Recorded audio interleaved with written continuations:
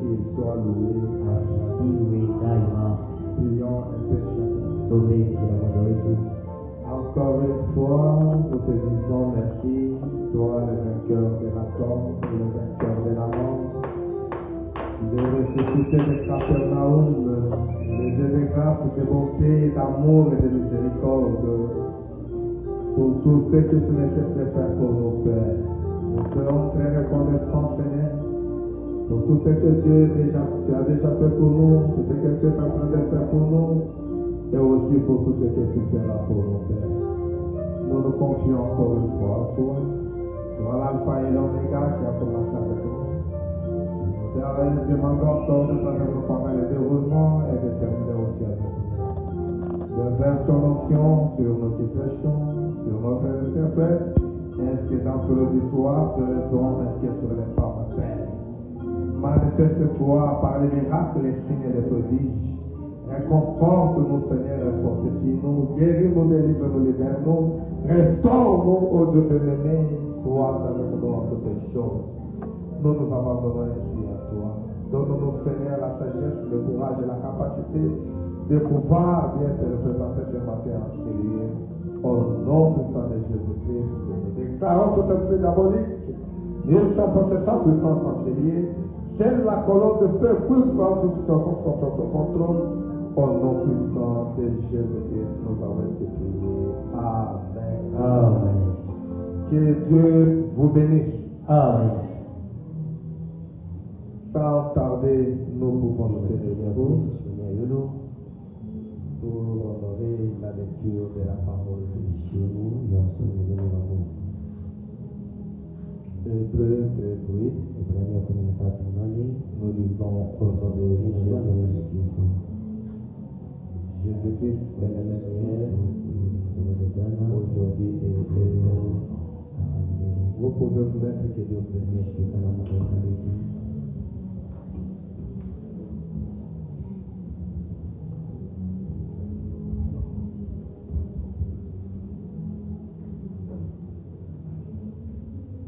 Que Dieu bénisse les chorales qui ont chanté ce matin. Parce qu'ils ont bien chanté. Ça montre que l'église est en train de gagner. Parfois, autrefois, on n'avait pas de chorale comme ça. Aujourd'hui, comme il y en a, c'est une joie. Que Dieu bénisse encore notre pasteur pour nous accorder la chance de prêcher ce matin. Qu'il vous bénisse aussi parce que vous êtes bénis. Qu'il bénisse aussi tous les hommes de Dieu. Qu'il bénisse aussi beaucoup Kazabinamba. Parce que quand il était là, nous nous étions bénis.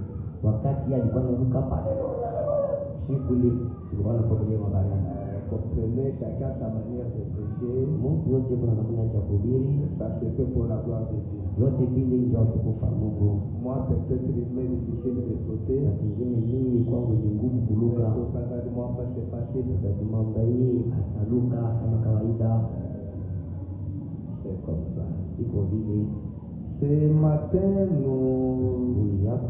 nous continuons toujours avec notre thème. Dieu n'oublie pas. Je ne sais pas si les gens sont déjà fatigués. Vous n'êtes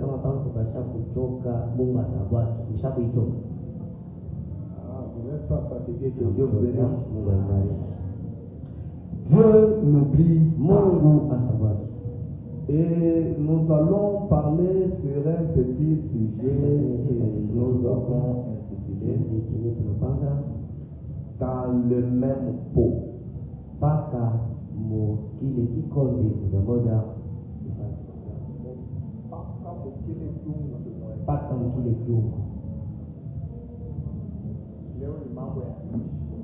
Aujourd'hui, c'est la cuisine avec les mamans. Elles vont bien comprendre. Dans le même pot. Dieu n'oublie pas. Dans le même pot là. Amen. Prenons Hébreu 6. le verset 10. Comme nous allons parler là, notre sujet de ce matin est un peu focalisé sur l'amour et aussi sur l'importance du prophète au milieu du peuple. Mapendo na yenye kwa faida ya uwepo wa nabii katikati ya taifa. L'amour et l'importance du prophète au milieu du peuple. Ya nabii katikati ya taifa. Hébreux 6 le verset 10. Car Dieu n'est pas injuste pour oublier votre travail et l'amour que vous avez montré pour son nom.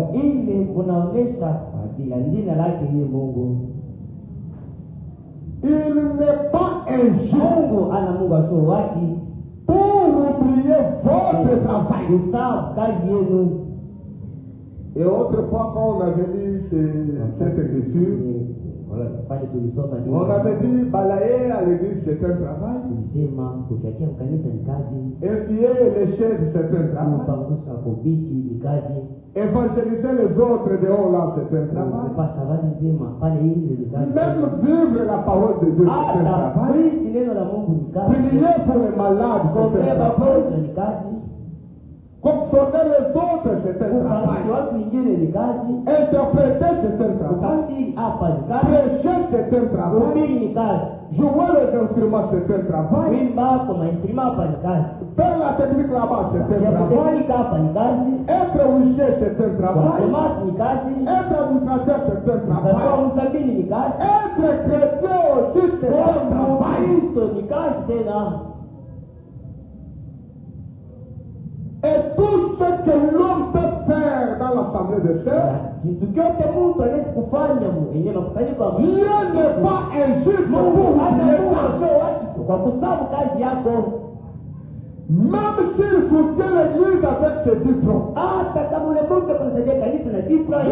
sera pas injuste pour oublier ce travail-là. Venir seulement à l'église, c'est aussi un travail. Dieu ne peut pas oublier ça. Il n'est pas injuste pour oublier ça.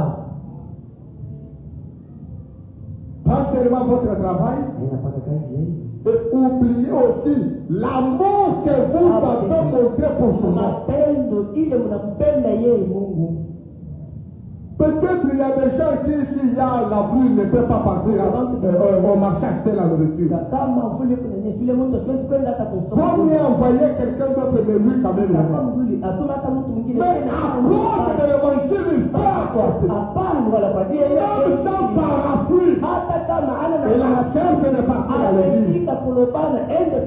C'est l'amour qu'il manifeste. Peut-être il a peu d'argent avec lui. Mais son frère ou sa soeur n'a pas à manger. Mais il se partage quand même. D'autres même vont plus loin. Ils prennent les tours qu'ils avaient et ils donnent aux autres. Et ils restent comme ça. C'est l'amour que vous manifestez pour nous. Et Dieu n'est pas injuste pour vous.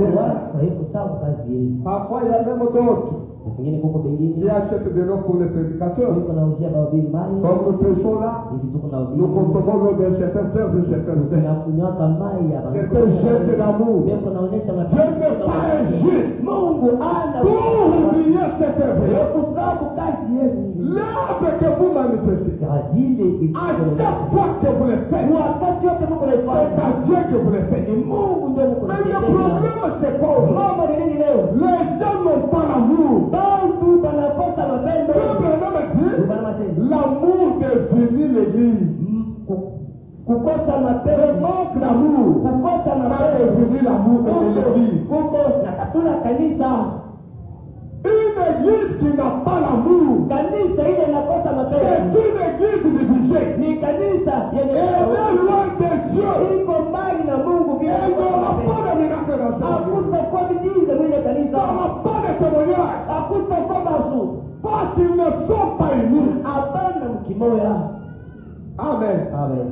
L'église Kanisa doit retourner à l'amour. linapaswa kurudia kwa mapendo. Sans l'amour, Bila mapendo, moi et vous, mimi na je ne wewe serai pas ici ce matin. kupasa kuyapa hii asubuhi.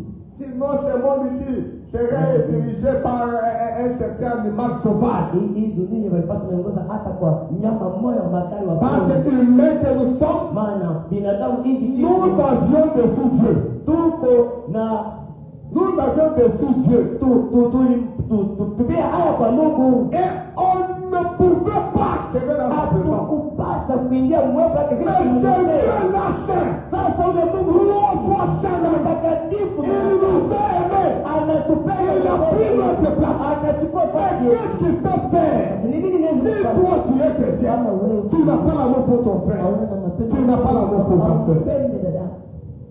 C'est-à-dire, ça prouve simplement que tu n'es pas encore sauvé. Inaonyesha kweli vile unakosa mapendo. Parce que quelqu'un qui est déjà sauvé, il a l'amour de celui qui l'a sauvé. Eko na mapendo Il a le caractère de celui qui l'a sauvé. eko na tabia ya ule mwenye anamokoa. Parce que quand Dieu sauve un homme, Wakati Mungu quand Dieu sauve une femme, Mungu akosoa c'est lui-même Dieu dans cet homme-là ou dans cette femme-là. ni ule Mungu anaingia sasa Maintenant, comment est-ce que Dieu peut être en toi et toi tu ne parles pas? Unaona gani Mungu anaweza kukaa ndani yako lakini wewe unakosa Toi, mapendo. qu'est-ce qui te fait toujours parler en mal des hommes? Ni nini nakusukuma wewe kusema paka vibaya ya wengine? Qu'est-ce qui te fait injurier les hommes? Nini nakusukuma paka kushimanga watu? Pourquoi toi tu aimes toujours haïr les hommes? Wewe ndio unapenda paka kuchukia wenzao. Qu'est-ce qui fait que toi tu peux toujours avoir des problèmes avec les Nini hommes? nafasi wewe unaweza paka kukosana na watu? Amen. Amen. L'amour. Mapendo. Où est l'amour? Mapendo iko wapi leo? Si Christ a pris votre place, Kristo anachukua nafasi yako. toi aussi tu as déjà pris la place de Dieu. Wewe umesha kuchukua nafasi ya nani? Si seulement non, comme moi là aujourd'hui, c'est comme ça. Je prends seulement la nourriture que j'ai là, je donne à cette famille. Paka ide budi yangu mimi nampatia huyu mimi nilale na njaa. Et des gens sont incapables de manger avec les gens chez eux. Incapables. Hapawezi kula na pengine kumakwao. Même s'il a la nourriture, incapable. Hata kama eko na vyakula vya mingi, ye akione watu wanakualiza hata kufutika. Ça bloque la bénédiction de Dieu. Vile vitendo viko nafunga baraka ya Mungu. Aujourd'hui, les gens occupent le même lieu pour l'adoration, mais ils sont séparés en esprit. Leo bantu bako na budu wote pamoja mlivu lakini maroho yao iko mbali. Et pourtant, nous devions tous être unis par un seul esprit. L'esprit de Christ. L'esprit de Christ a l'unité. Roho ya Kristo iko na umoja. L'esprit de Christ a la patience. Roho ya Kristo iko na L'esprit de Christ a la tempérance. Roho ya Kristo iko na utulivu. Pourquoi toi tu n'as pas la Ndio tempérance? nini unakosa utulivu? Pourquoi tu n'es pas patient? Ndio nini aukalaki mtulivu?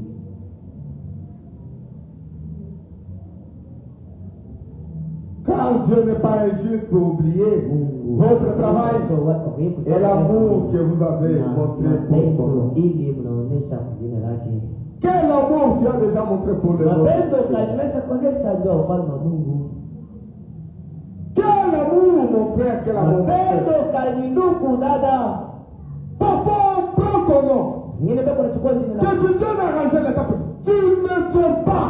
Et quand tu ne viens pas, tu restes chez toi sans rien faire. Mtakuwa kutengeneza kanisa mkazibii, unabakia kwako na kule kwako hauna hata na kazi ya kufanya. Et pourtant pour commencer, Dieu n'est pas injuste, mais c'est nous qui sommes mauvais par nos actes. Ana Mungu wa kukosa wake, lakini sisi ndio wabaya kupitia vitendo vyetu. Il y a des gens ici dans cette église Uko bantu hapa ni kanisa. qui jusqu'aujourd'hui n'ont jamais contribué pour l'avancement de cette église. Na leo mwili tuisha kuenda hapa, ye hata 1000 francs yake. Et il y en a ici, ils sont là.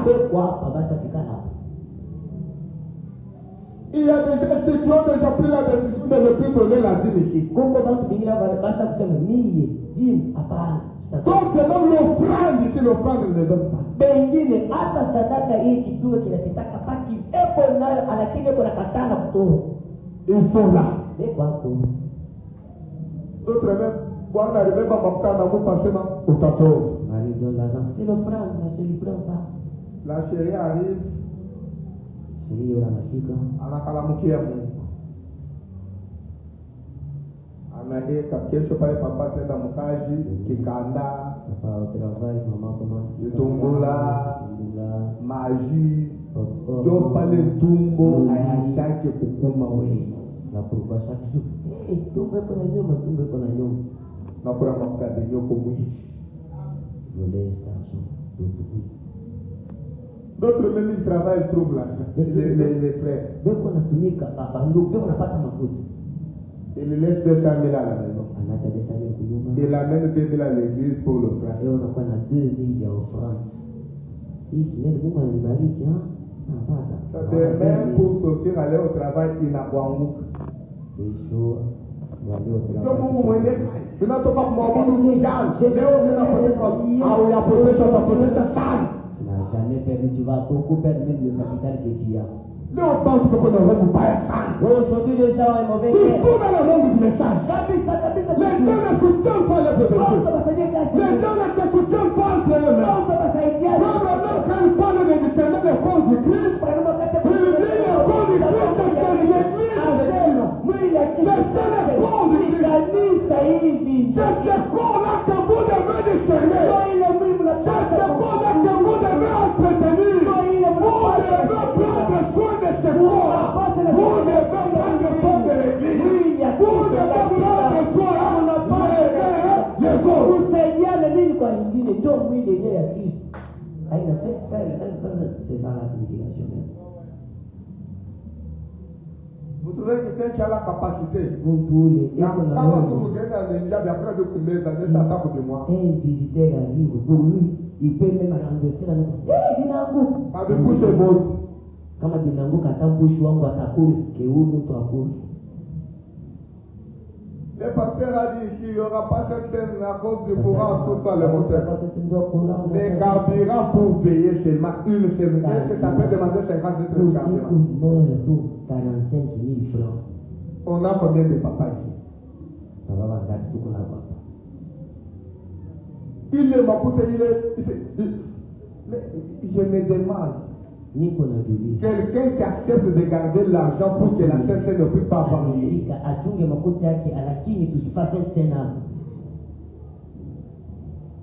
On ne s'habitue pas de Dieu.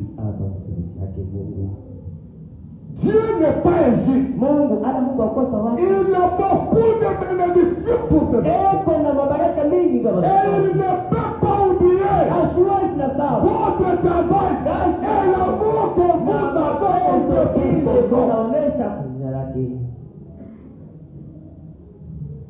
Quel amour vous avez déjà montré?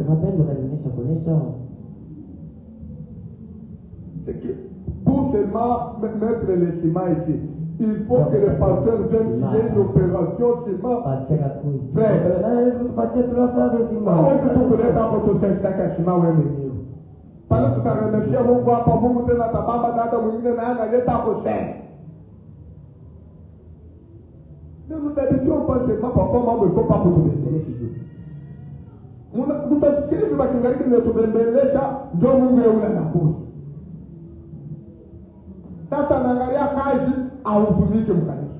Mapendo aoneshe kwa kanisa. Utenda wapi?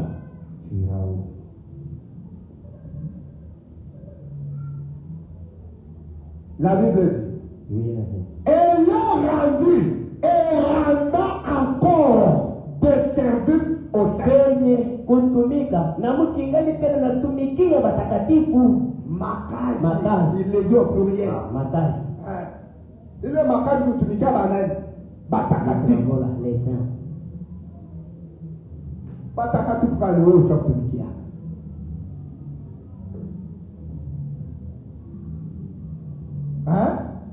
Batakatifu kani wewe ushakutumikia.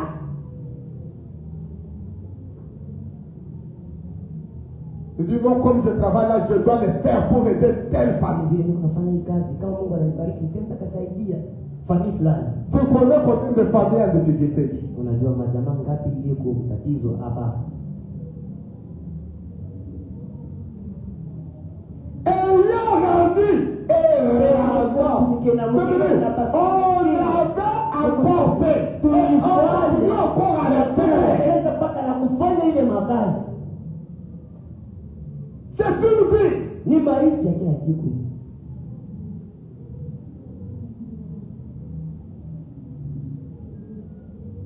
Non, donnez la contribution, il faut ma pasteur, ma bouger, ma bouger. Ça devient une église de gymnastes. Que Dieu touche vos cœurs. Que vous puissiez revenir à sa parole. Que vous puissiez comprendre que chacun de nous a un travail à faire pour la parole. Chacun de nous doit montrer l'amour pour notre Dieu. C'est ce qui doit amener de grandes choses.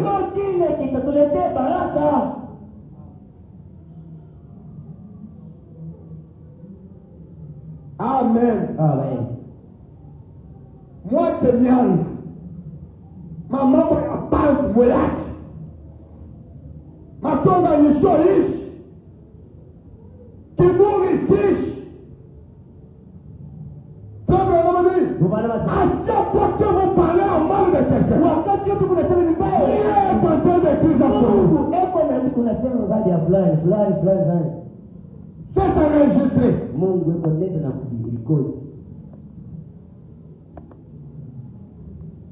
Ça fait manquer de bénédiction à l'église. Nous sommes frères, nous sommes sœurs, nous devons nous aimer. Les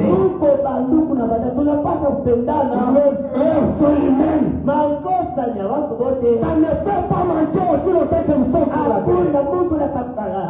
Ayons la patience. Ayons la tempérance. Supportons-nous. Allons de la part.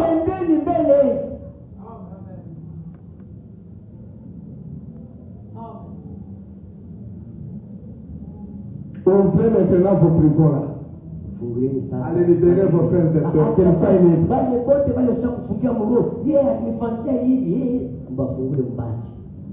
Si seulement on prend le thermomètre spirituel, on commence à nous tester notre défi. Pour voir si nous sommes corrects devant Dieu. Frère, peut-être à vous n'attendre à tenir mon gars. Je vote baoudi, baoudi, baoudi, tout à l'heure, il y a pas de problème.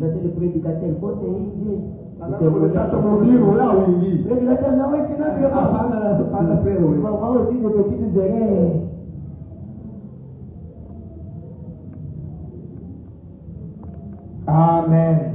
Rendez-vous service, les bienfaits. Ouvrez vos prisons, libérez vos cœurs, pardonnez-vous des raisons.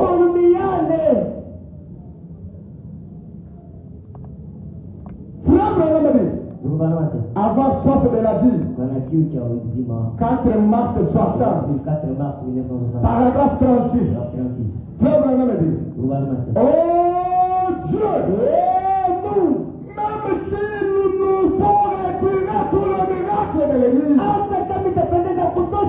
alléluia, alléluia, oh Dieu, même si nous nous font retirer tout le miracle de l'église. Frère Branham n'aimait pas le miracle. Il aimait le miracle. Mais ici, quand il prie, il demande à Dieu s'il est possible de nous retirer tous les miracles de l'église. Même s'il nous faut enlever toutes les grandes zones et les bas.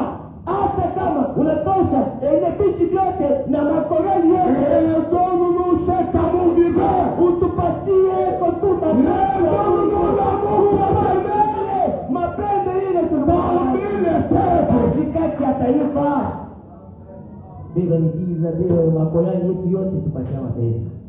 Si on n'a pas l'amour, les miracles sont disqualifiés. Les prodiges et les signes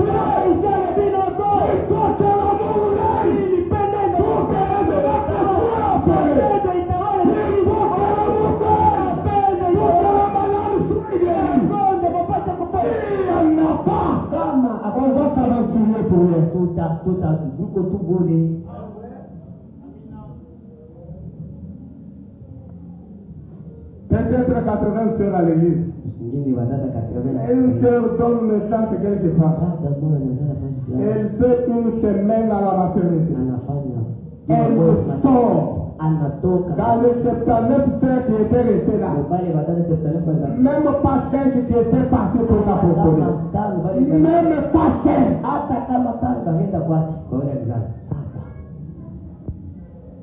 Mais nous voulons le miracle. Quel miracle? Un frère endeuillé. Combien les consoles? Et il y a des gens ici, leur famille, ils ont déjà abandonné à cause de l'évangile. La seule famille qui les reste de l'évangile. C'est ce sont tout autour de l'évangile là.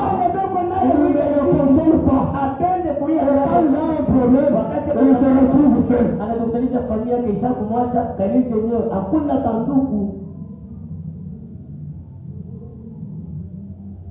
C'est ça, non? Papa, on venait de trouver un deuil, non? Près de l'église. Est-ce que vous avez vu tout le monde ici, là-bas chez vous? Parcours, hein? Ils étaient venus.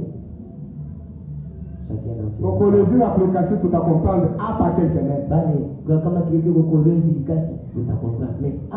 Où sont ces chrétiens-là de message qui pouvaient prendre le temps, veiller chez leurs frères, en train de chanter toute la nuit?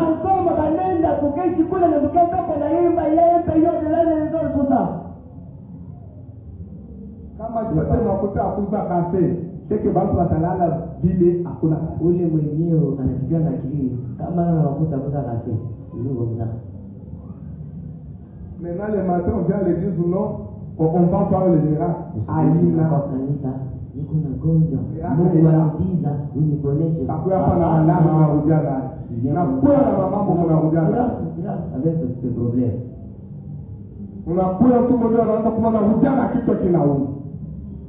Avec le mot de ventre, tu rentres encore avec le mot de ventre. Parce que tu n'es pas en sécurité. Oh Dieu!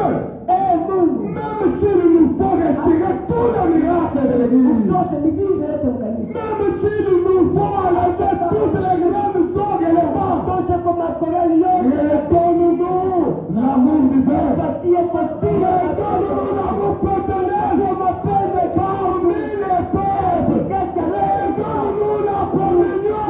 Il nous faut faire tout cela. Ramène cela là. Rudisha tu ile mapendo katikati yetu. L'amour, mapendo ne peut pas te pousser à mentir ton frère. Haiwezi kufikisha wewe kulanda ndugu. L'amour te poussera toujours à dire la vérité. Mapendo utamuonesha paka ukweli. L'amour mapendo ne peut pas te pousser à parler à mal de ton frère.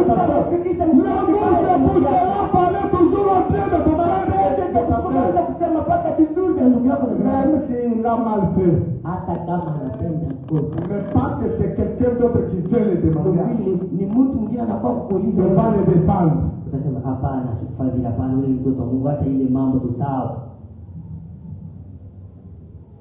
Vous comprenez pourquoi les miracles sont retirés? Parce que les gens n'ont pas l'amour. Communiquer banaleta banaleta génie, banaleta dimanche. Qu'on ne trouve pas un livre propre.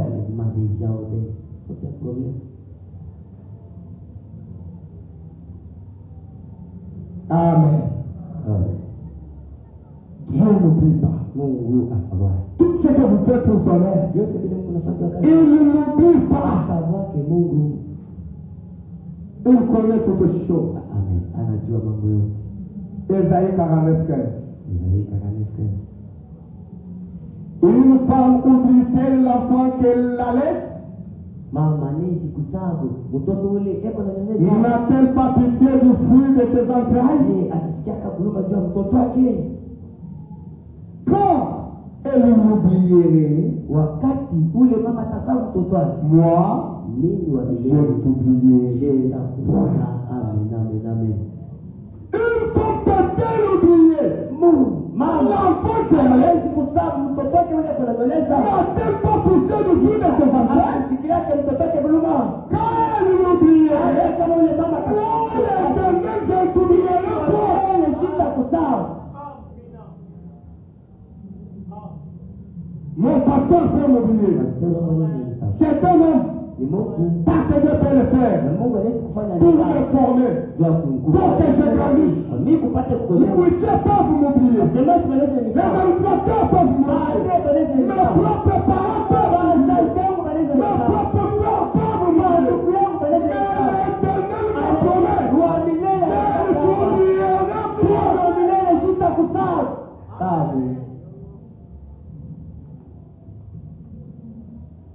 Amen. Amen. Et Dieu, na Mungu, il est sa parole.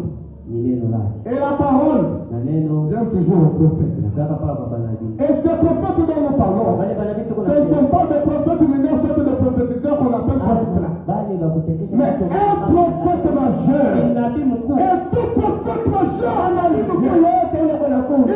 toujours accompagné par le surnaturel.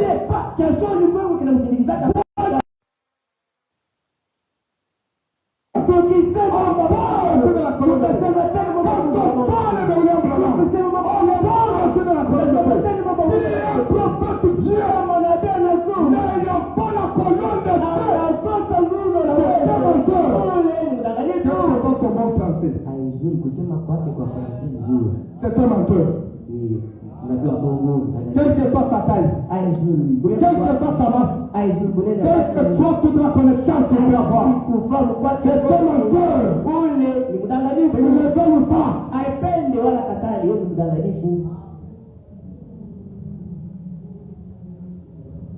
Dieu à chaque époque, il a toujours un prophète. Pas deux, un.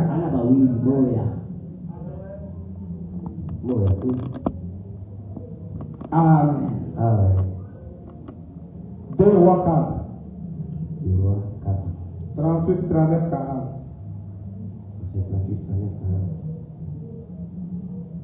La Bible dit. Élisée revint à Gilgal. Et il y avait une famine dans le pays. Comme les fils de prophètes étaient assis devant lui. Les fils de prophètes ici, ils avaient toute une école de prophètes. On les enseignait comment devenir prophète. Comme c'est les témoins du Christ. Là-bas on forme les prophètes. Quand tu pries, il faut taper les mains comme ça, il faut bouger la tête comme ça, il faut bouger comme ça. Il faut prier autant de fois par jour. Dieu t'a dit que Rabashaka va sortir, allez. Quand vous trouvez quelqu'un qui parle Rabashaka, vous lui demandez, il y a quoi? Oh non. Non quoi?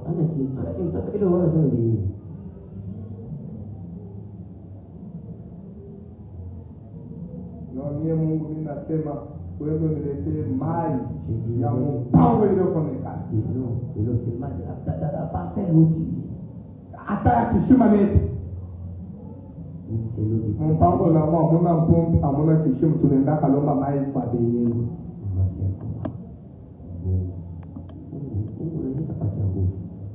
Nikakuchungulia sasa wewe Mungu kishima nikuletee maji. Wewe pale unaanza kusema kuya sema ule mpango unaonekana hamna kishima. Ule ni Mungu kali.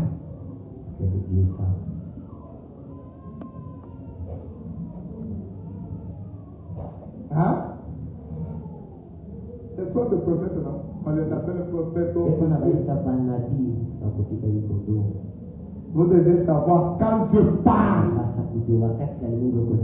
par un certain don, il parle pour édifier et non pas pour faire peur.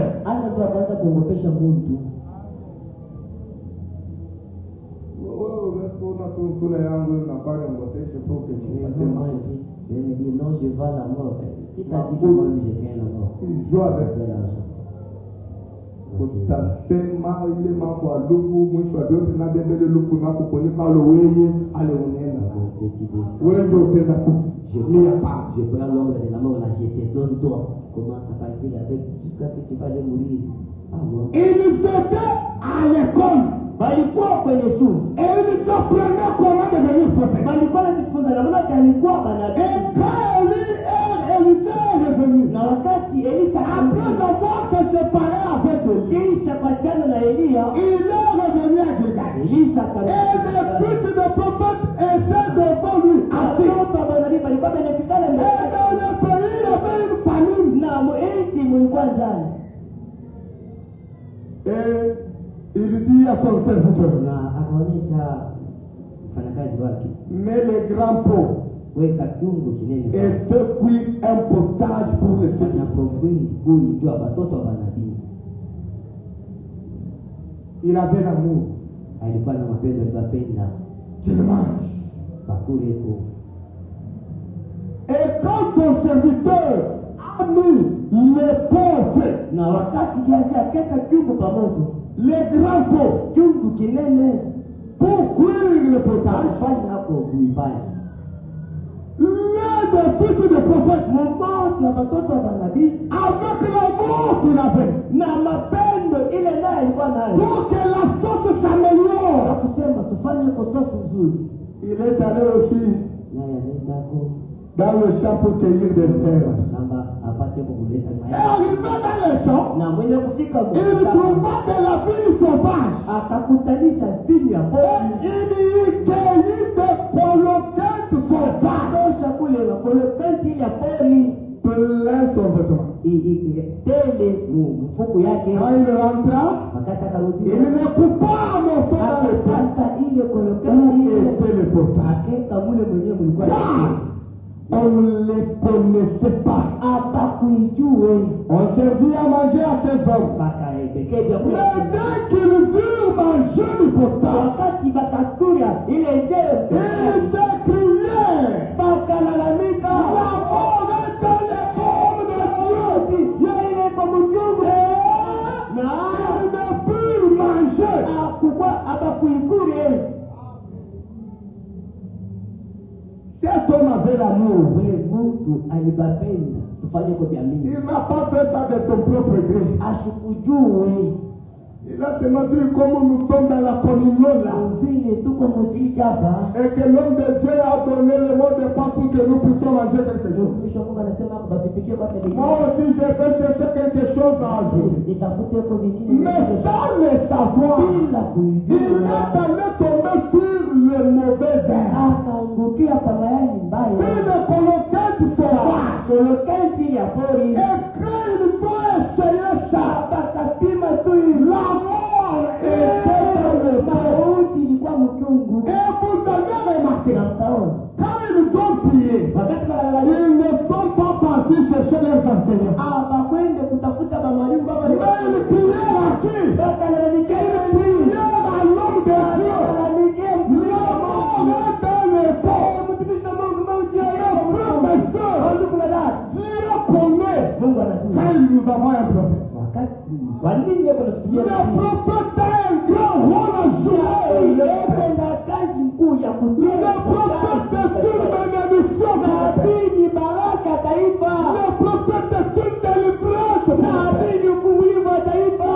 Il est descendu dans le buisson. Mungu akashuka kule Il parle à Moïse. akamwelezea J'ai entendu les coups de ma parole. nasikia na Et j'ai pris moi-même descendu pour les délivrer. mimi kwenda kwa leo. Quand on voit celui qui va délivrer le peuple, Tunaona wale kwenda kwa Mungu. c'était un prophète. Ana Mungu ule alishuka, lakini ni nabii Musa. C'est-à-dire, Tukusema un prophète, nabii c'est un instrument propre à Dieu seul. ndio cha Mungu peke yake. Quand un prophète parle, c'est Dieu qui parle. Nabii akisema ni Mungu ndiye anasema. Un prophète prêche, Nabii c'est akihubiri Dieu qui prêche. Mungu ndiye anasema. Un prophète bénit, Nabii c'est Dieu qui bénit. anabariki. Amen. Amen. Un prophète maudit, Wakati nabii ako na personne ne peut te bénir. hakuna mtu Et un atabariki. prophète béni, Wakati nabii ako na bariki, aucun homme ne peut te bénir. du prophète. faida ya nabii. Amen. Il priait à l'homme de Dieu. Les enseignants étaient là. Incapables. Et même ils étaient à l'école de prophète. Hapakuwa na uwezo ya kutosha ile pepo mchafu.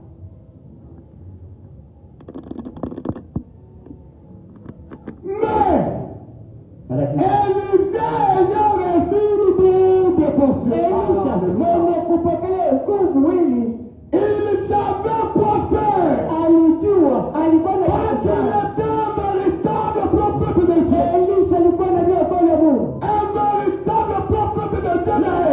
Kweli wa Mungu katika C'est une délivrance. ufungulivu. Haleluya. Mes frères, mes soeurs, vous devez comprendre l'importance de frère Branham. Nous ne sommes pas censés venir à l'église comme les dénominationnels. Non. Quand nous venons à l'église, nous avons une adresse sûre pour les Écritures. C'est les prophètes.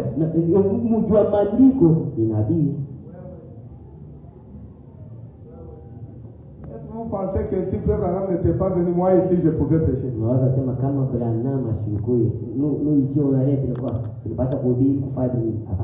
béni. Kama tu gagné de l'Église, badada babé Nigeria na ma pantalon kanisa. Si seulement ces collègues prêchent là-bas, c'est la vérité. Pourquoi laisser le protocole l'entre avec des pantalons? Kama tunabeba mavisage ya bademo. Na ya hapa badada de comme makanisa hapa leo bila chama. Les visages des sœurs qui sont dans l'église. Il n'y a pas la différence. C'est que Issa kama na mie niko vile makanisa ya vipi. Ça veut dire aujourd'hui j'ai des jours c'est que là-bas même avec le sultan là-bas. Quand un prophète vient, il met de l'ordre dans toutes ces choses. Il arrange tout. Vous allez remarquer, même Elie avec le prophète de Baal, il nous avait arrangé l'hôtel selon eux. Bon, ils ont prié, ils ont parlé, on n'a pas tenu. Et Élie n'a pas fait le service avec la même manière de leur hôtel. Il a d'abord commencé par rétablir l'hôtel. Alléluia, alléluia, alléluia. Étant sûr de ce qu'il fait. Élie va plus loin. C'est moi ce que vous avez échoué dans le livre. Prenez maintenant de l'eau. Verset. Dieu, notre Dieu, il est le Dieu des cas impossibles. Les hommes m'appellent incapable. C'est que notre Dieu, Dieu m'a fondé. Dieu m'a fondé de situations difficiles. Et ses enfants, Dieu m'a fait fondé de situations difficiles. Si tu avais une situation difficile, tu te faisais déjà peur.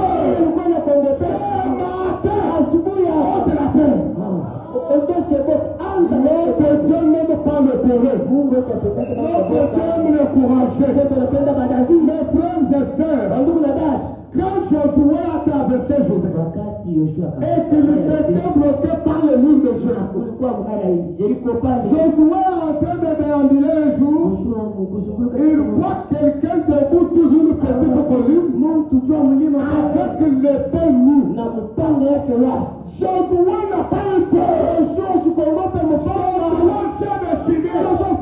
Il a signé cet homme-là. C'est approché de lui. Qui es-tu? Es-tu de l'autre? Ou bien tu es de l'autre? Et cet homme-là avait l'épée. Josué a aussi son épée. Qui es-tu? Mes frères, le capitaine de l'armée céleste, il s'est présenté devant lui. Je me demande s'il ne s'était pas présenté à ce moment-là. Est-ce qu'il devait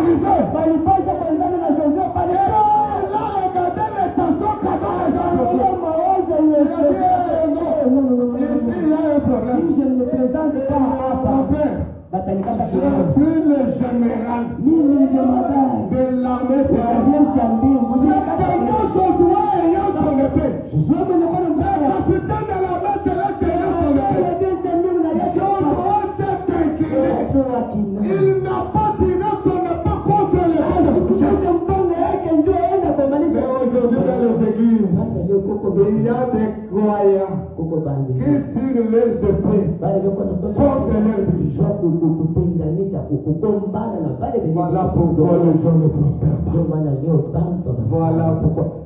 Si tu as du courage, affronte les démons. kuko na ndai. Et mon ton pasteur, non pas ton frère, Anda non pas ta soeur. dada yako. Mon frère, ma soeur, courage. Amène Dieu à se présenter dans ta vie. Ndai itafikisha Mungu apate kujitambulisha sasa maisha yako. Qui es-tu? Je suis le Dieu d'Abraham. Le Dieu d'Isaac. Le Dieu de Jacob. Ça va. Ah, okay. Njoo wewe. Combien de fois Dieu s'est déjà présenté dans ta vie? Mara ngapi Mungu amesha kujitambulisha maisha yako? Hein? Combien de fois? Mara ngapi? Il n'est pas Dieu, il a changé. Ana Mungu anabadilika. Il était seulement Dieu pour Moïse, Élie, les autres là, toi non. Wewe hapana. Mungu. Hein? Combien de fois? Mara ngapi? Mais nous avons la même Bible, non? Mpaka hii Biblia. La même brochure. Mpaka hii brochure. Comment il ne s'est pas encore présenté dans ta vie? Hakuna gani. Tutabisema ni Mungu ashajitambulisha maisha yako. Élisée, il y a une double portion. Elisa mwenye kwa na Il savait quoi faire. alikuwa na cha kufanya. Il a juste pris la farine Akachukua mpaka bunga dans sa main. mikono yake. Élisée n'a pas dit, comme il y a déjà la mort dans les pots, Elisha sikusema vile changez d'abord les pots, mbadilisheni mbele kiungu mkisafisha. faites encore cuire l'autre potage. Anza kupika tena vingine. Non. Hapana. Notre Dieu, Mungu wetu il est le Dieu de capacité, Mungu wa qui dépasse l'entendement humain. kupitia kuelewa kwa binadamu. Là où il n'y a pas de chemin, Pale hapana ndia, il est capable de faire. anaweza kupasula ndia. Là où les gens disent c'est impossible, pour lui c'est toujours possible. Inawezekana mpaka Il est illimité. ye asikaleke na mipaka. Il ne peut pas faillir. Asimweke. Il fait de grandes choses. Unafanya vitu vikubwa. Élisée a changé le pont. Elisha alibadilisha kiungo. Hapana. Il a prié. Elisha roho Il a juste pris akachukua mpaka une poignée de farine. bunga kidogo mkono Il a mis dans le pot. anika Et mtu. il dit maintenant, Sasa allez-y, mwende mangez cela. mkule. En d'autres termes, Kusema kwingine cette farine bunga yangu qu'Élisée a mis dans le pot, kule Elisha aleta c'était un type de Christ. ilikuwa mfano wa Kristo. Frère, vous dites, Bwana anasema cette farine-là, c'est la vie. ni uzima. Et comme type identique de Christ, Imekuwa mfano wa kweli. la farine était moulue.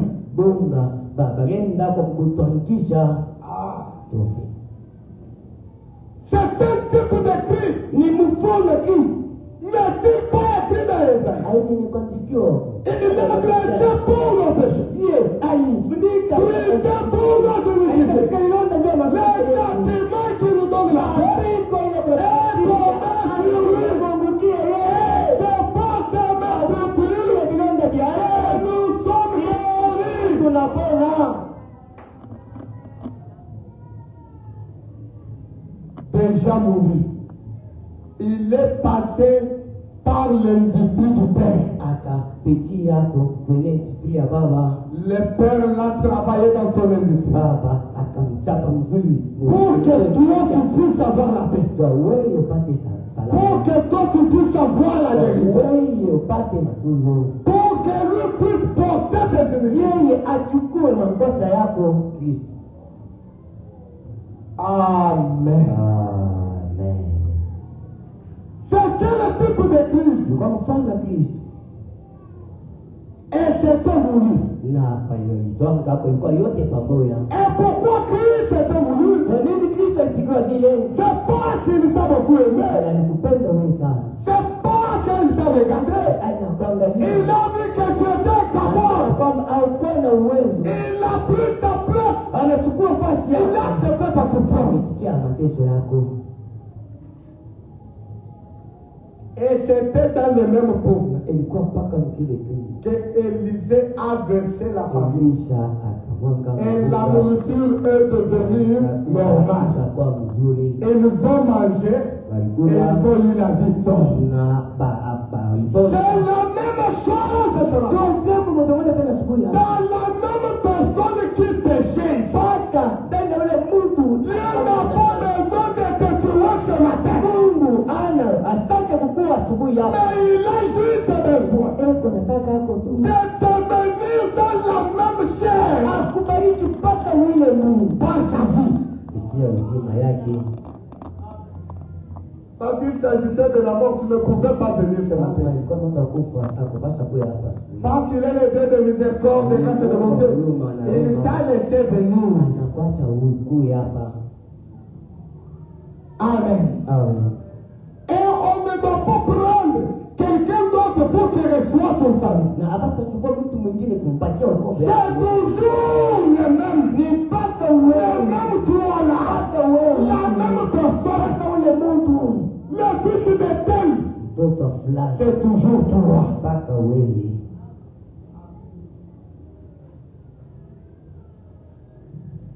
Toi qui n'as pas les enfants.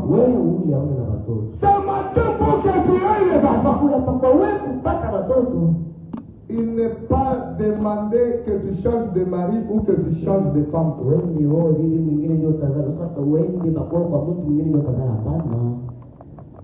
C'est toujours avec cette même femme. C'est toujours avec ta mère que tu dois avoir les enfants. Parce que dans le même point il y avait la mort. Dans le même point la vie est tombée. Dans la même personne qui a échoué. Dans la même personne là aujourd'hui, Dieu peut déposer la réussite. La même personne, il n'a pas eu les enfants hier. Alléluia. C'est la même personne qui est c'est toujours toi. Et tu ne veux pas. Tu vas donner naissance. Même si tu es fils, tu vas donner naissance toi là. Si tu avais échoué, aujourd'hui, on ne doit pas prendre ton frère dans la famille pour réussir. C'est toujours toi. Tu vas réussir.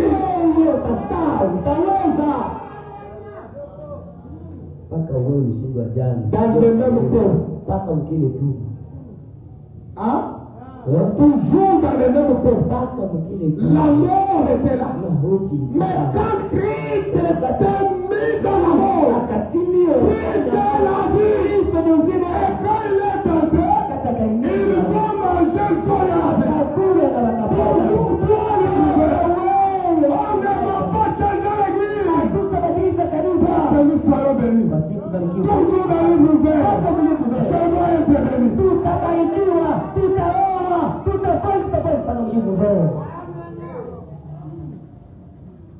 Je ne dois pas changer de pasteur.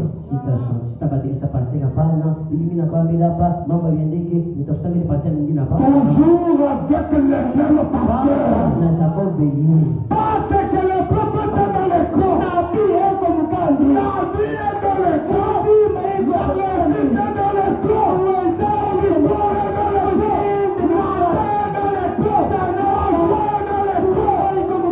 Avec le même pasteur. Je suis béni.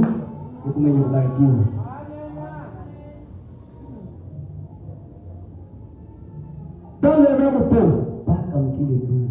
Toujours dans la même femme médisante là. On ne doit pas changer pour prendre quelqu'un d'autre. Seulement toi. Tu dois subir la transformation. Tu dois te sauver.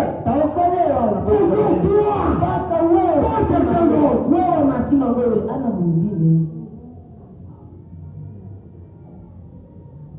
Tu as échoué hier, non?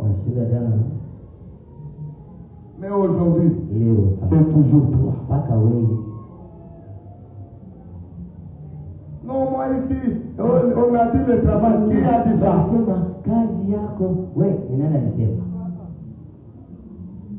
Est-ce que ce matin, on peut donner de l'espoir à un cadavre? Non, mon père, Dieu va te sauver. Dieu va te bénir. De l'espoir, on le donne à celui qui est vivant. Parce que le Dieu que nous avons, il est le Dieu de tout. Ne peut pas la colère dans le monde. Ne peut pas la colère dans les fléteurs. Parce que toi et moi, nous sommes vivants. Nous l'avons enterré. Et parce que moi et toi, nous sommes vivants. Nous serons bénis ce matin. Amen.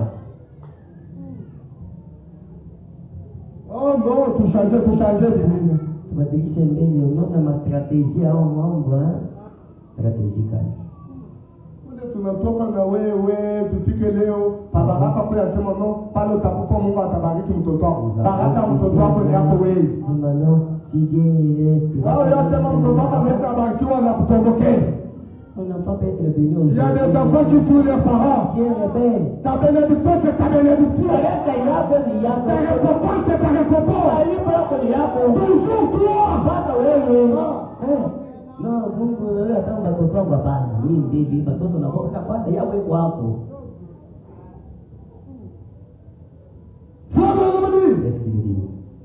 Avec un Christ dans la mort. Beaucoup. J'ai rien apporte la vie. C'est ce qui fait la différence. Si vous mettez Christ dans votre forme mortelle. S'il y a Christ katika mwili yako. Vous mettez Christ dans nos différences. Vous mettez Christ dans nos disputes ecclésiastiques et tout. Si seulement nous pouvions y mettre Christ, cela changerait la mort en vie. Si seulement nous pouvions le faire. Frère Branham me pose la question. Que pouvons-nous faire? Il n'y a plus d'espoir dans quoi que ce soit. Si ce n'est en Christ. Souvenez-vous, Christ est le seul soutien que nous avons.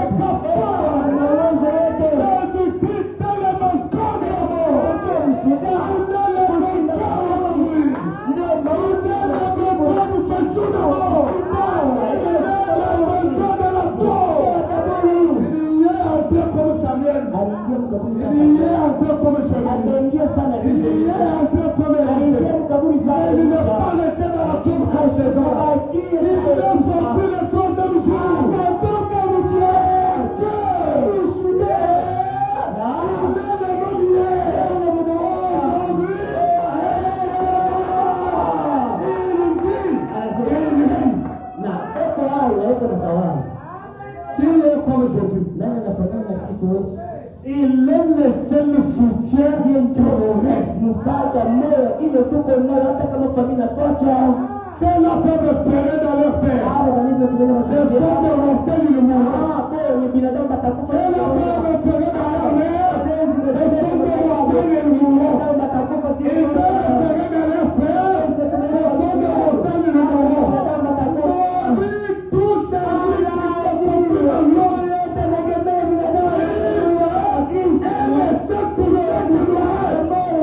il ne change pas. Il est le même hier, aujourd'hui et éternellement.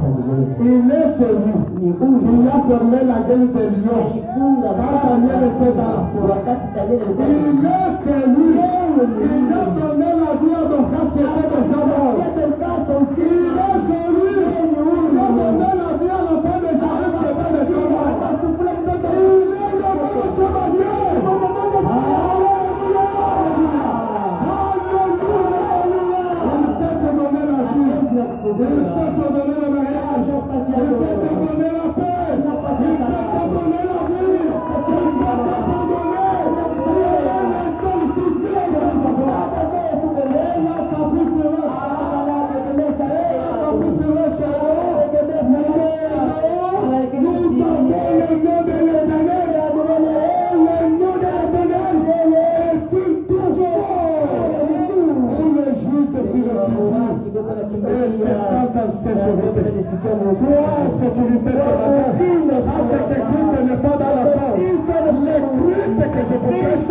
Christ vivant. Christ vivant.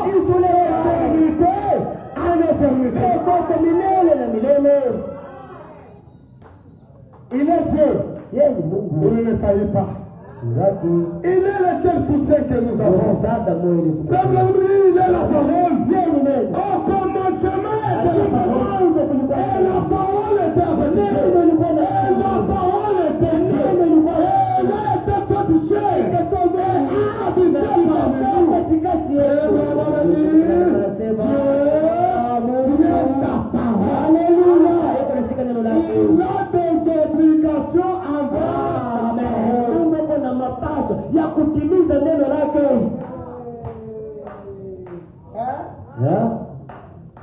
Il est comment? Dans l'obligation. Analazimishwa. Une obligation. Lazimishwa. Oh non, hapana, ni huyu mfamilie. Non, ici. Dieu est corrigé. Et changer l'histoire de ta famille à partir de toi. Mambo ya familia kupitia wewe. Notre famille, on a dit, c'est l'homme. Il n'y a que toi. Paka wewe. Toujours dans le même ton. Paka mkile tu. Il n'y a que toi. Paka mwile famille. Paka wewe. Même dans le naturel ici. Est-ce que moi je peux tomber malade, mais on amène un autre salaire à l'hôpital? Mimi ndio niko na lukula banaenda na fulani wewe moi pour donner l'hôpital. Utonge yeda comme ça fulani atapona. Comment est-ce que quelqu'un d'autre peut prendre ta bénédiction? Même le diable là, ta bénédiction ne lui appartient pas. Hata shetani mwenyewe. Baraka yako ni ya shetani. Ta bénédiction c'est ta bénédiction. Ni yako. Ton mariage c'est ton mariage. Non, yako ni yako wewe. Le mariage n'appartient pas au diable. Aini ya shetani. Il n'y a que toi qui vas te marier. Paka wewe ndio. Que le monde de ton homme ne donne ou pas. Probablement t'es marié. Parce que le diable dit le célibat c'est toi. Wewe ndio unaishi mbaraka. Wewe ndio utaoana. Ana mtu mwingine wewe. Tu comprends non? Tunaelewa vizuri. Peut-être quand tu dois affamé là, tes frères de cette société là, ils vont. Wewe kuna lala ndani. Il n'y a que toi qui dois être béni. Hata wewe kuna lala ndani wewe ndio utabarikiwa. Ana Mungu mimi nachoka unibarikiwe mbele ya yote na mtoto hapana. Il a des obligations envers la parole. Kuna mapasha mbele ya neno lake. Sa parole ne peut pas faillir. Haiwezi na shindwa. Frère Branham dit. Suivez. Frère Branham dit. Et je crois. Non, mi Branham naamini que lorsqu'un chrétien accepte la parole de Dieu, wakati Mkristo anasikia neno la Mungu, qui a accepté la parole de Dieu, neno la Mungu hapa asubuhi, que Dieu vous bénisse. Suivez ce que Frère Branham vous dit. Sasa kile Branham Croyez cela. Aminini. Lorsqu'un chrétien accepte la parole de Dieu, et que la parole lui est manifestée par le Saint-Esprit, anaonesha neno mbele yake kwa Roho Mtakatifu. tout ce dont vous avez besoin dans ce monde, bila Mungu anahitaji hapa kwa dunia. vous devez donner juste dans ce moment-là. Anajipatia mpaka mwili wakati. Vous avez besoin de quoi? Mungu anayotaka.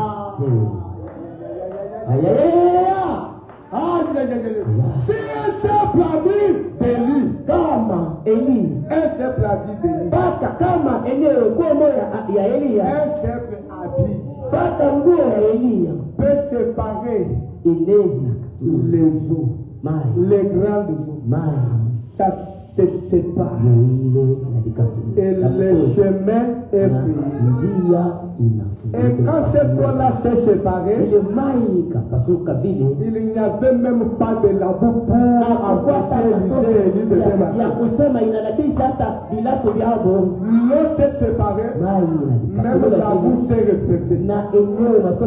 C'est matin que les sociétés se respectent.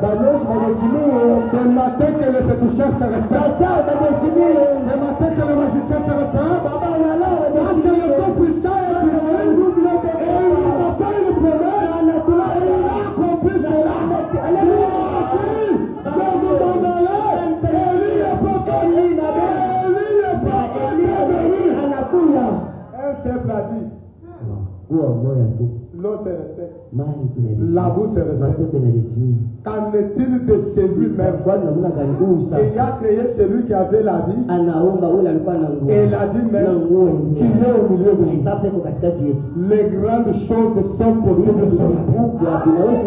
Dans le même temps-là, tu dois réussir, tu dois gagner, tu dois avoir la victoire, tu dois guérir, tu dois bénir. Oh, ma soeur. Le médecin a dit qu'avec ta matrice, tu ne peux pas donner naissance. Avec tes trompes, tu ne peux pas donner naissance. Mais ce matin,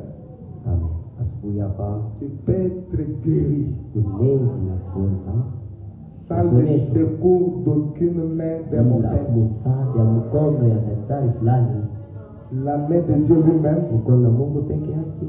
peut opérer les miracles ce matin. Alléluia, alléluia, Alléluia!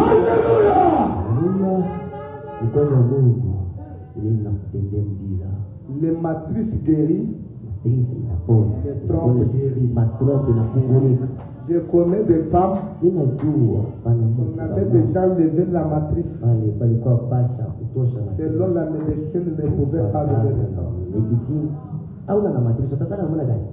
Mais avec Dieu, ils ont eu des enfants. Il est Dieu. Il ne me faillit pas. Je le déclare.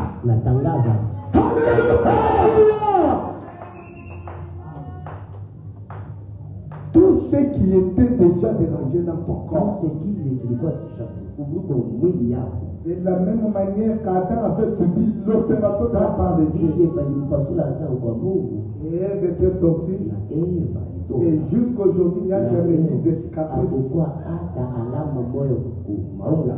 Et ta condition change. Que tu trouves des enfants, des bons enfants, que tu trouves des enfants beaucoup, et les gens parlent, parce que c'est Dieu. Quand il parle, personne ne peut le faire autrement. Quand il écrit, personne ne peut. Alléluia. Pour la situation des enfants, soyez sûrs c'est réglé.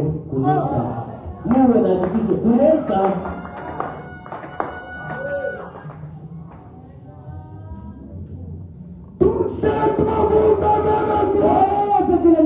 Dans ce monde, vous êtes donné juste à ce moment-là.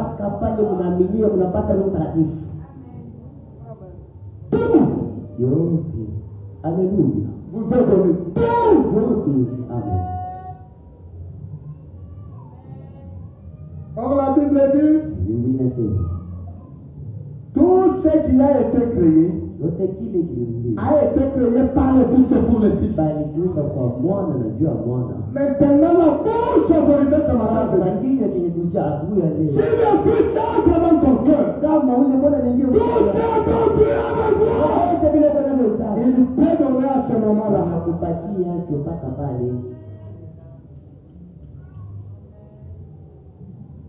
Frère Branham me dit, je crois que lorsqu'un homme naît de nouveau, Dieu accorde un chéquier avec le nom de Jésus signé en bas de chaque chèque.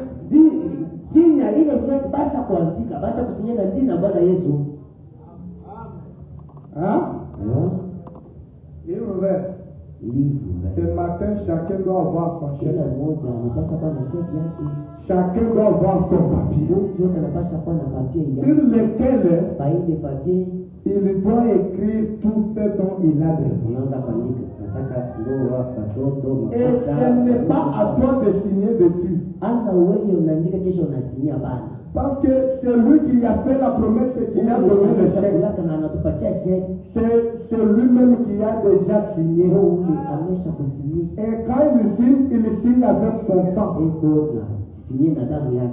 Pour que le sang soit versé, il est passé par la mort. Adamu kubisha ye akapitia Pour que toi tu puisses recevoir la vie kupata uzima. et que tu puisses remplir ton chèque.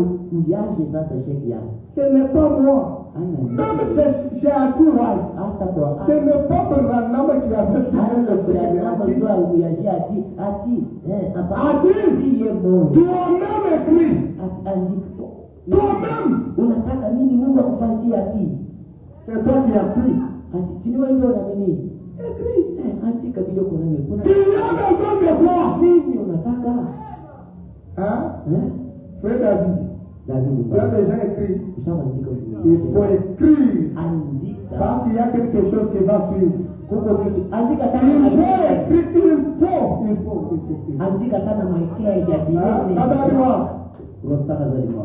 L'occasion nous est donnée, non? Basi wewe bwana tupatie. Pour faire quoi? Kufanya kuandika. Écrire. Andika. Kuandika. Wangu. Wangu. Wangu. Mbabaji.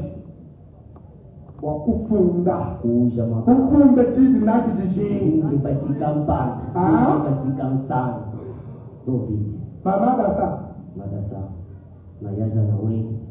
Jingi bachika mpaka. Il faut écrire. Andika. Il faut écrire. Anda kuandika. Tout ce dont vous avez besoin. Tekilo kuna kioita. Mama ado. Mado. Hata kama papa Olivier shandiki. Wewe andika. Papa Olivier unaandika vyake. Yako. Peut-être papa Olivier analomba nyumba na moto kama anakabwa avion. Elezo. Kuambia. Maintenant c'est à toi aussi. Qu'est-ce que Dieu nous donne ce matin? Nini Mungu anatupatia suluhisho? Chacun un chéquier. Kila mmoja wetu kitabu chake. Écrit et signé avec le nom de Jésus en bas. Il n'a pas signé partout là. Il a laissé l'espace. Il a signé en bas. C'est à toi de remplir tout ça.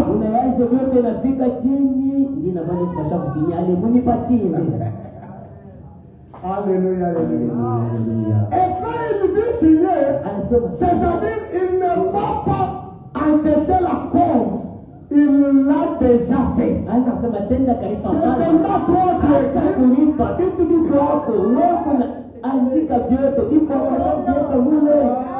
Madame, awandike. Mungu akubariki. Kuna tabia. Ushaandika. Andika bien. Papi. Papi. Ushaandika. Andika papa. Andika andika. Il faut kuandika. Suivez ce que fait Branham. Dieu lui accorde un chéquier avec le nom de Jésus. Il est chaque chèque est déjà unayasha mbele papi ya kwanza unafunguli ya pili yote basha usingie. Alléluia. Alléluia. Et ce chèque na ile chèque est valable pour chaque bénédiction et de prison par de l'autre. Alléluia. Alléluia. Qu'est-ce que je peux donner à ce Jésus? takupatia Bwana Yesu nini? Qu'est-ce que je peux lui donner? Nini? Un amour comme ça. Mapendo ya hivi. Tout ça donc pour qui il est mort. Yote kile yeye alikufia.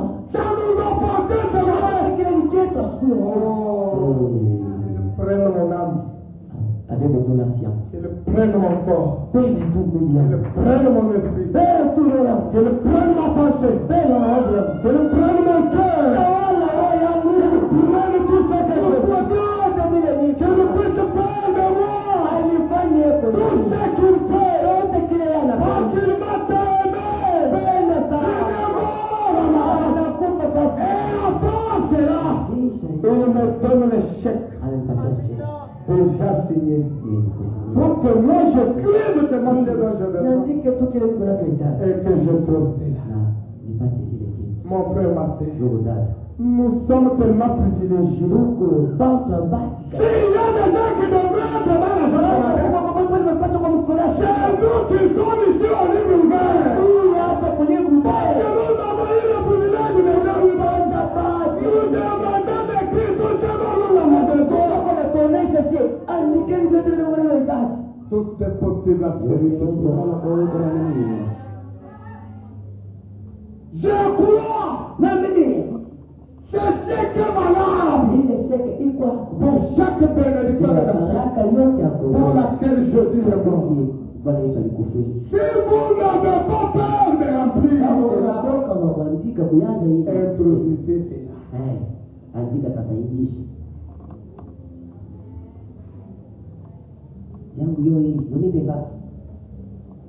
Frère Branham me dit, dans le message de la femme parfaite, verset 8 63, paragraphe 189, il dit, je suis votre frère.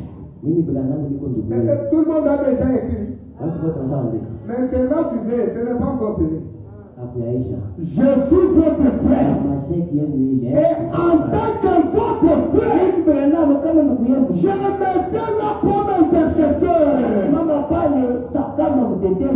Alléluia, alléluia, alléluia. Mais la Bible nous dit qu'il n'y a qu'un seul médiateur entre Dieu et l'homme. Et même celui qui parle ici, c'est qui? Il est le représentant du reste de Dieu. Et tous ceux qui sont de sa bouche, c'est Dieu. Je suis votre frère. En tant que votre frère, je me tiens là comme intercesseur. Et je suis de mon mieux de vous garder devant Dieu. Et je suis debout juste devant les trônes blancs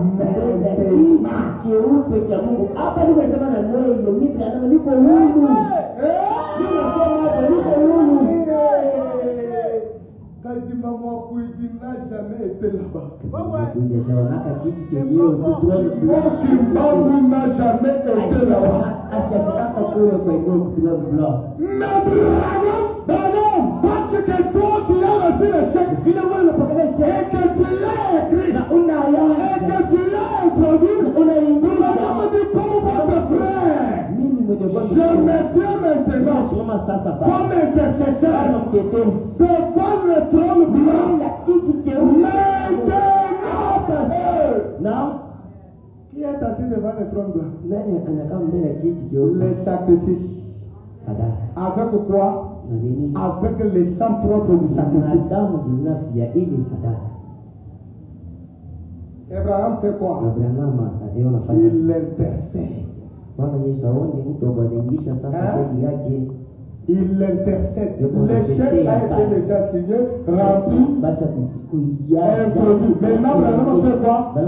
Branham commence à intercéder.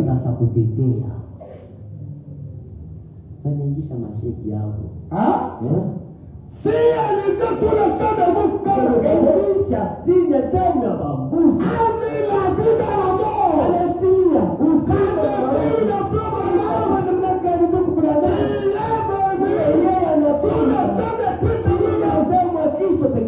Avec le même ministère de Christ. Il dit,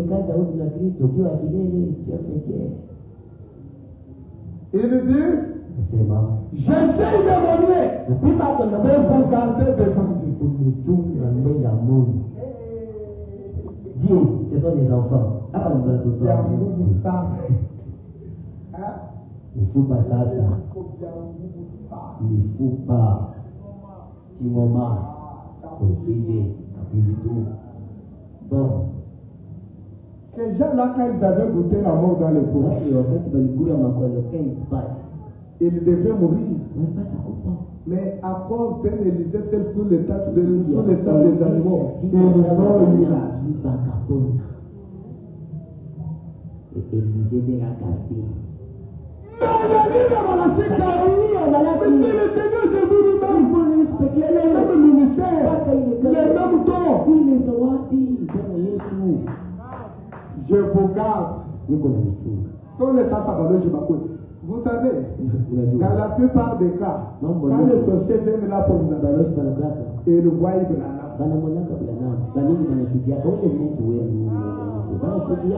Voilà la raison. Donc, Branham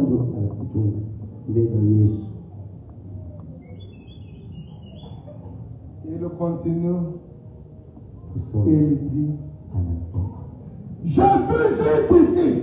Ne vois le trône blanc. Mais hapa sasa ana kesho jana hapa Mais ça dans la chaise comme les moignards est là-bas. Maintenant, Branham devant. Branham mbele haile sadaka sasa. Vous savez l'histoire là de l'enfant là aveugle. Amen. Quand Frère Branham rapporte l'histoire après Neville, Frère Branham dit, Frère Neville, ce n'était pas une vision, mais une réalité. Et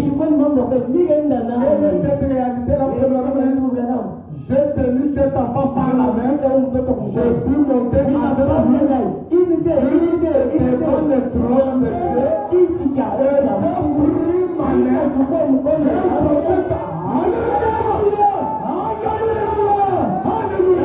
main, j'ai introduit ma main dans le sang de sa et j'ai appliqué sur le vieux de l'enfant, et j'ai reçu le trésor avec l'enfant de l'église, maintenant par la main, et l'enfant m'a fait le tour de l'enfant était guéri à l'intérieur de l'enfant. Ce n'était pas une vision, c'était une réalité. Et ton salut ce matin, c'est pas une vision, c'est une réalité. Ta maternité ce matin, ce n'est pas une vision, c'est une réalité. Ta bénédiction ce matin, ce n'est pas une vision, c'est une réalité. Ta joie ce matin, ce n'est pas une vision, c'est une réalité.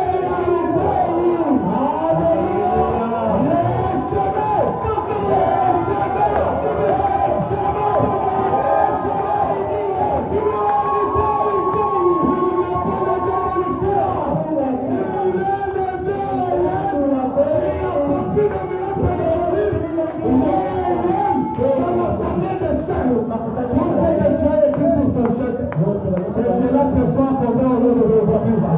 Si c'était pour la prospérité de la prospère, si c'était pour la bénédiction de Dieu, pour le mariage de Dieu, si c'était pour le nouveau message de notre Dieu, si c'était pour le mariage de restaurant, et si tout seulement vous avez demandé, parce que ce n'est pas la réalité, ce n'est pas la confusion, c'est la réalité. Le Dieu que nous avons, il ne nous met pas en confusion. Et il n'a jamais produit quelque chose que lui-même ne peut pas réaliser. Tout ce qu'il produit, il réalise. Ce matin, nous ne sommes pas dans la confusion, mais nous sommes dans la réalité. Il est maintenant la phase de l'histoire. Après, dans la phase de la réalité. Et tout ce dont vous avez réalisé. Sasa tubebe. Amen. Amen. Frère Branham dit, pointant mon doigt vers ces sacrifices sanglants. Devant le trône blanc, pointant mon doigt vers les sacrifices sanglants. J'ai un prophète de dimension. Mon prophète c'est un homme. Il monte plus haut, il voit plus mieux.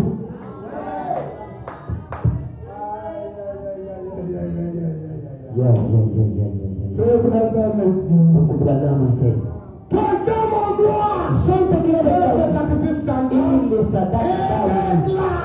et déclarant par son nom, que tout ce que vous avez demandé, on va te donner là-bas,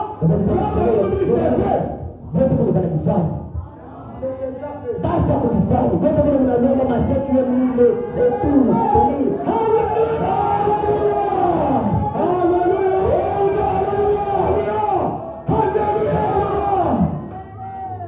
tout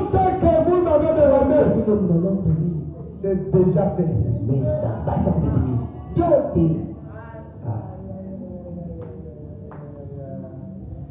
Alléluia, alléluia. Ça, c'est là doit arriver. Vitafika, vitatendeka. C'est là doit arriver. Il n'a pas jamais.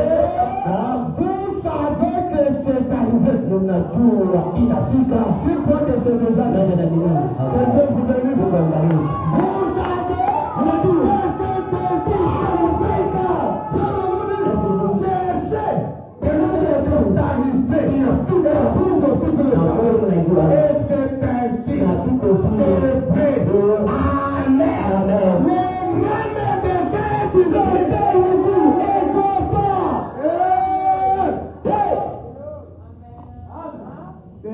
A déclaré forfait. C'est vrai, les panasema hapana. Clinique universitaire a déclaré forfait. Clinique universitaire hapana hapa.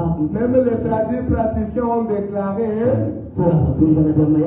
Les frères Branham disent maintenant, les grands médecins ne croient pas. Alléluia. Les grands médecins ne croient pas.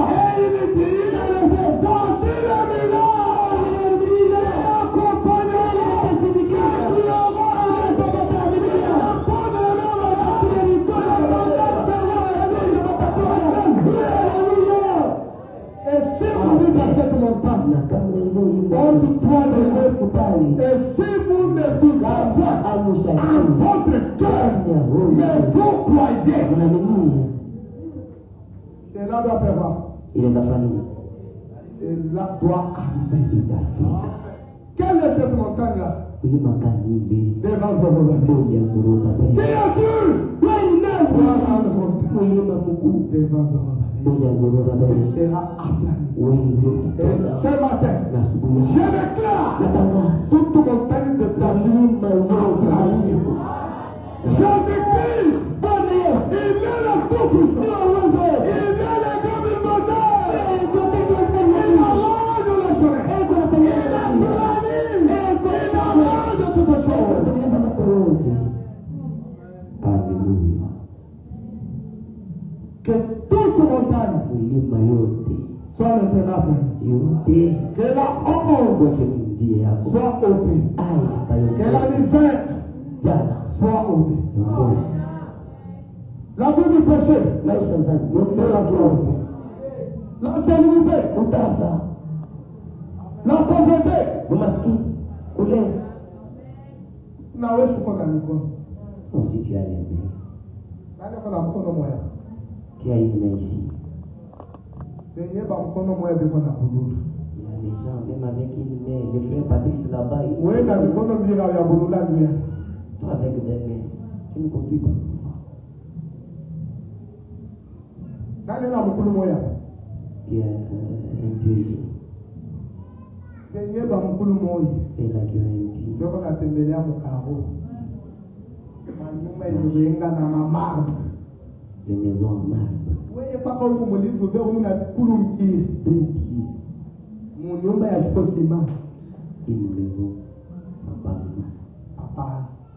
Non. Ile mulima Ça c'est une montagne. tumeikatala. Que cela soit aplani. Que cela soit ôté. Fini la tristesse. Ils ont miné chat. Fini la souffrance. Maté son les chats. Fini la mort. Entier chat. Fini les larmes. Machozi na kauka. Fini le cri en détresse. Malalamiko. Maintenant ce sont des cris de joie. Ce sont des acclamations.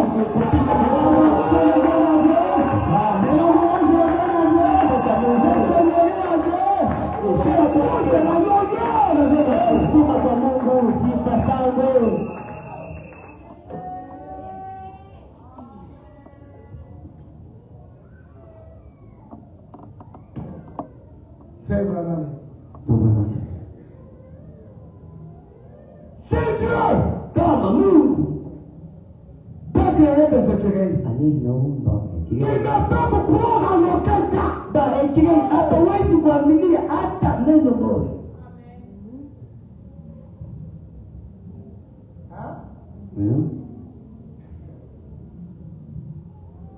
Un écureuil, un oiseau, un petit animal qui ne pouvait même pas croire. Dieu le crée quand même. En aucun cas, ça ne pouvait pas croire. Mais Dieu le crée quand même. Mais toi, ici, tu crois. Et qu'est-ce qui peut résister devant la foi? La foi est le patron. Quand il parle, toutes sortes de choses s'actionnent dans les coins.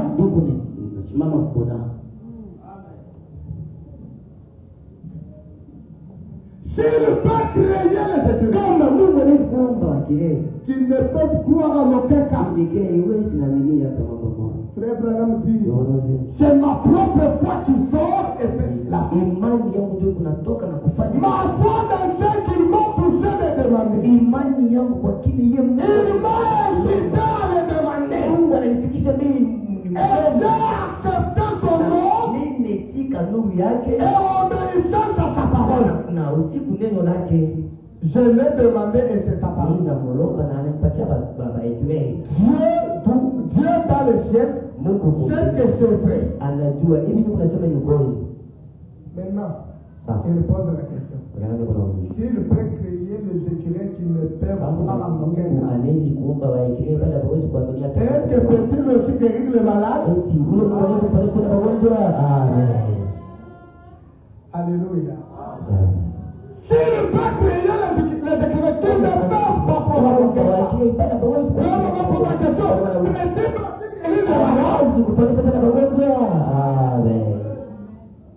Que toutes les maladies soient ôtées.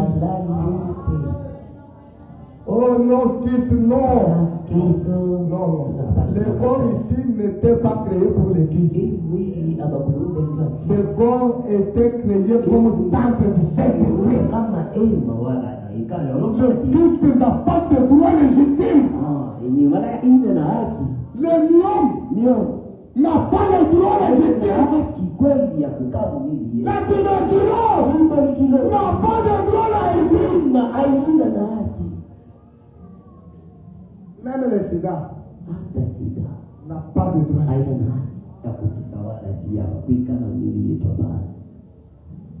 Il peut aussi guérir le malade.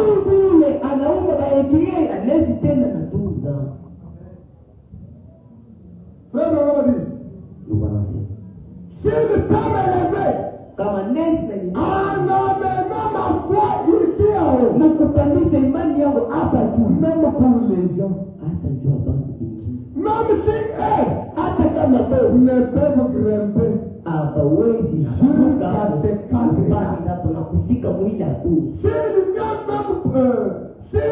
arrive pas, Dieu peut utiliser ma foi.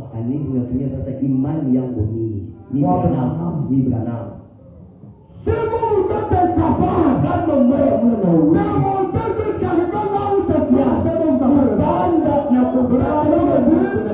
Dieu a créé les écureuils par la foi.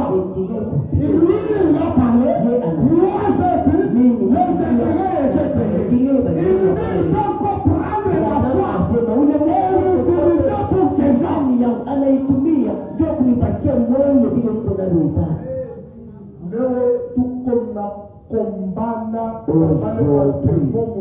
gens. Unawea ustahili Branham yeule. Branham est dans le camp. En train de monter. Wewe mfanye chochote tunapenda. Branham yeule. Unaona sasa? L'importance du prophète. Le prophète prend la place du père. Dieu créateur est Mungu. Je vais terminer tout ce père. Je vais recommencer avec toi. Moïse se jette dans la brèche. Mungu hapana. Non.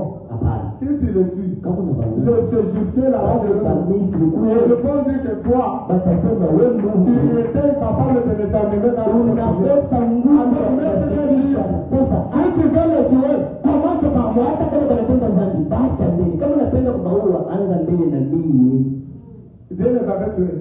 Mungu anaangalia sema Moïse, ton conseiller, ça va. Voilà l'importance du plan. Ndio faida ya nabii. L'importance de la tabernacle du Dieu. Ndio hekalu la Mungu.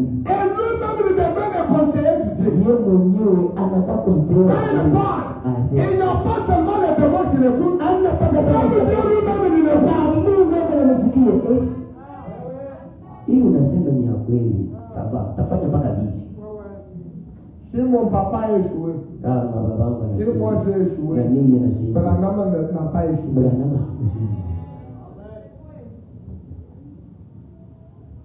Mon bichiquier, oui, il est sage. Comprenez comme ça. Si toi tu t'es retrouvé incapable maintenant, Kama Branham unasikia prend na wewe, ta Branham anabeba fasi yako. Yeye anapanda kwenda bakia hapa, ya nenda anafika. No, hivi yuko nasema ni vyake. Branham atabeba fasi yetu. Je, sasa Bwana Yesu atembee so. Et le continue. Oh non, hapana, mtume nitafute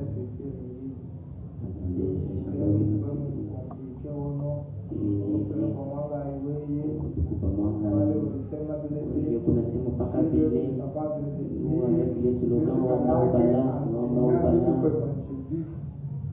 je ne suis pas le Seigneur. Frère Branham dit, s'il n'y arrive pas, il va utiliser ma voix. Il peut m'élever jusqu'à cette place.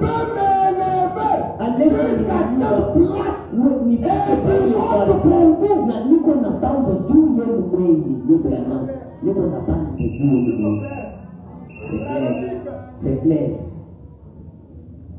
Seigneur mon plus maintenant. 188. Paragraphe 188. La foi parfaite. Verset Août 63. Verset Août 63. Andika uende ukasoma tena kwa nyumba bien. 188, 189 soma tafa perfect yenyewe yote ya mwili wake. Et il dit, Qu'est-ce qu'il dit?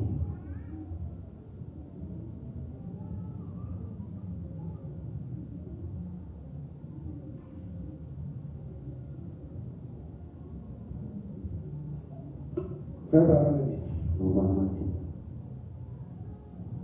et je monte pour vous. Na niko na pande. Je crois pour vous. Niko na nini? Je parle pour vous. Niko na tetea nafasi yenu. Le célibataire. Ce combat était. Fini la guerre. Les bougons de la CPI. Tetea Branham. Wapumba. Sidika.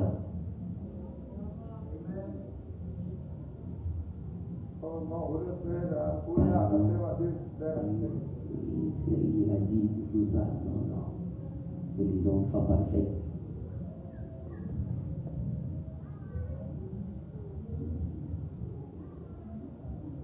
Il dit, Qu'est-ce que il dit? je crois pour vous. Je parle pour vous. Pas seulement ça.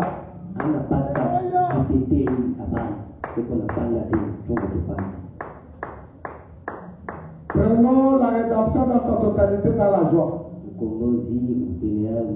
30 mars 54. Paragraphe 22. Frère Branham me dit, j'aime son père. Vous le croyez? Frère Branham vous aime. Et il continue. Je vous aime vous, concitoyens du royaume de Dieu. Et je vais me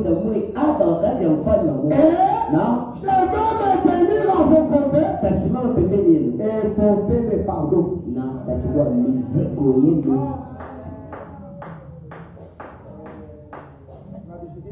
Comprenez, Branham à vos côtés, il prend vos fardeaux. J'aime son peuple. napenda J'aime taifa son peuple du royaume de Dieu. Et je donne venir à vos pères. Et porter les fardeaux. kuchukua mizigo yenu na mabega yangu. Abo, abe. Vous les voyez? Haleluya.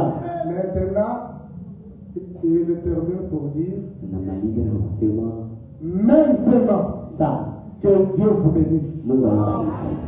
Amen. Maintenant, Sasa Dieu vous bénisse. Quand vous reviendrez ici dimanche prochain, tutakuwa kwa dimanche prochaine. prenez le témoignage de votre guérison. Shuhudie sasa. Et les faits qui sont passés cette semaine, Shuhudie mambo yanayotendeka hivi. observez, Angalia et voyez na ce qui arrive. vile vitavyokuwa. C'est terminé. Umeisha. C'est terminé, c'est terminé. Semaine yote inaisha.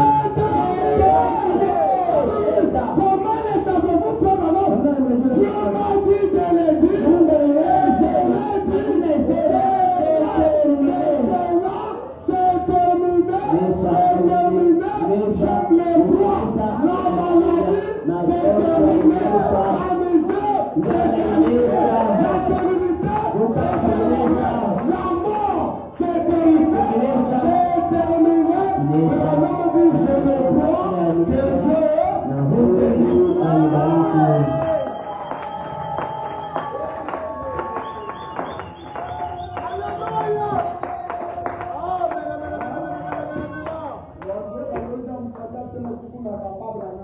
Nous avons le papa Branham. Watoto wanaimba alikuwa na Elisha. Ili tuko na mzazi yetu Branham. Papa Branham yuko anatetea papa shehe. Papa Branham yuko anatoboa. Papa Branham anaamini kwamba dunia ishakuisha, anachukua mizigo yetu, yuko na panda yulu. Papa Branham. Sasa ya Quel livre avancé? Avancez rapidement. Quel livre? Mungu awabariki. Acclamez pour la parole du Seigneur. Shangilie neno la Bwana.